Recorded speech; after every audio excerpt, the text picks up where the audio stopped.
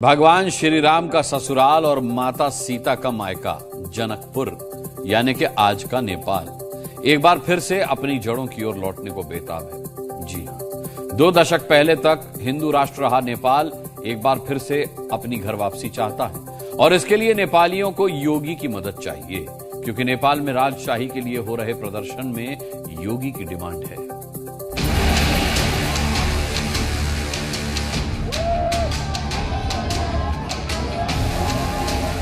नेपालियों को आस, योगी दिलाएंगे इंसाफ। योगी आदित्यनाथ इंडिया में जो भी पॉलिटिकल हायरार्की हो वो एक गुरु है, धार्मिक गुरु है। चीन के चंगुल से मुक्त कराएंगे योगी। अब बहुत जल्द ही राजा जो है राजतंत्र यहाँ नेपाल में जरूरी है और आएगा भी। राष्ट्र अगर नेपाल में आएंगे तो हिंदू राज्य भी कायम रहेगा। ये हिंदुत्व के लिए एक नेपाल ही नहीं पूरी दुनिया में सब हिंदूवादी सब लोग सामने आएंगे। नेपाल क्या फिर से हिंदू राष्ट्र बनने वाला है? और नेपाल के लोगों को इसके लिए योगी आदित्यनाथ से ही उम्मीद है। ऐसा हम नहीं कह रहे हैं, बल्कि नेपाल में लहराती योगी आदित्यनाथ की तस्वीर बयां कर रही है। आगे भी यही कहेंगे कि गर्व से कहो हम हिंदू हैं। हमें कोई संकोच नहीं है। भारत के पड़ोसी मुल्क नेपाल में फिर से राज सत्ता की वापसी को लेकर प्रदर्शन हो रहे हैं। सबसे खास बात यह है कि इस प्रदर्शन में उमड़ी भीड़ के हाथों में योगी आदित्यनाथ की तस्वीरों वाले पोस्टर हैं, जिस पर राजतंत्र पुनः स्थापित करें योगी आदित्यनाथ का संदेश लिखा था। अचानक नेपाल में राजतंत्र की वापसी की डिमांड और उसे पूरा करने के लिए योगी से मांग आखिर कैसे हुई, इसके लिए पूरा मामला समझिए। आरोप है कि नेपाल में मौजूदा केपी शर्मा ओली की सरकार की नीतियों और भ्रष्टाचार से लोग परेशान हैं। करप्शन ही नहीं, राजनीतिक अस्थिरता के चलते भी नेपाल के कई लोग राजशाही फिर से लागू करने की मांग कर रहे हैं। इसके लिए हजारों लोगों ने नेपाल के पूर्व राजा ज्ञानेंद्र के समर्थन में सड़क पर प्रदर्शन किया। पोखरा से काठमांडू लौटने पर राजावादी संगठनों और राष्ट्रीय प्रजातंत्र पार्टी ने रैली निकाली। इस दौरान लोगों के हाथों में जो पोस्टर थे उनमें योगी से भी नेपाल में राज सत्ता लाने में मदद की अपील की गई है।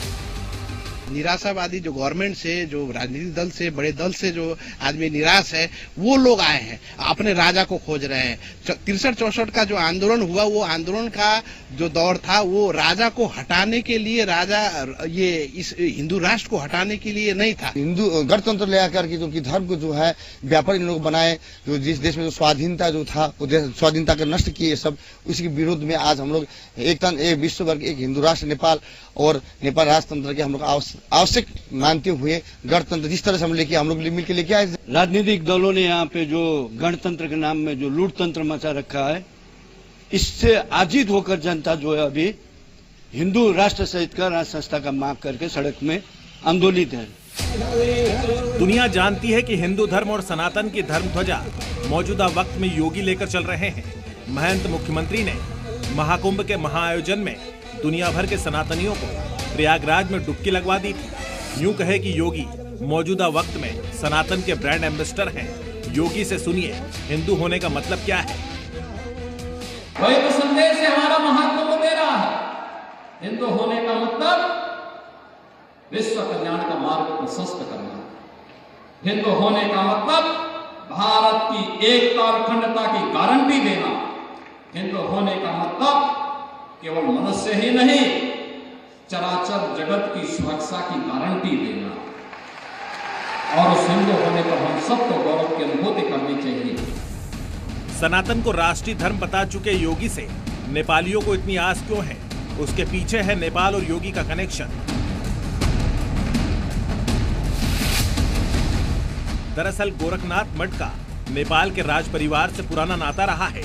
नेपाल का पूर्व राज परिवार खुद को गोरखनाथ संप्रदाय से जोड़ता है।